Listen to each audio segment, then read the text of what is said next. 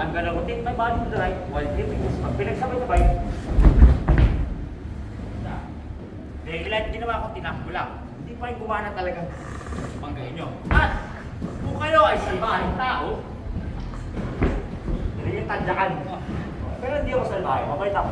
Okay? So gano'n, kung ngayon dito ako, same principle. Pupunta ako dito I'm trying to pivot the body to the side. I'm trying to sit down. I'm trying to take it back. Sabay-sabay.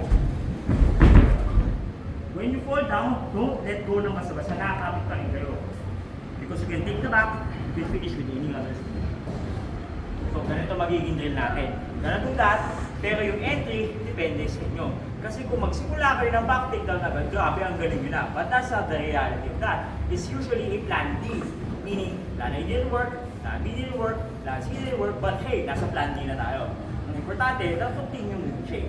With the chain breaks, sayang ang technique. So, ano mangyayari Ito na ako, hala na, pwedeng double, pwedeng single, pero atake natin, tuhod. Dahan-dahan lang Again, dikit na please niyo, kamay. Ito lang kapit. Si partner, didepensa. Okay, yan, i-rotate niya katawan niya para mawala yung ano. Ako, hindi na ako, pwede akong mabula ang creepy, pero dahil ito, module natin. Ulo nyo, slip forward, grab the leg, kuha.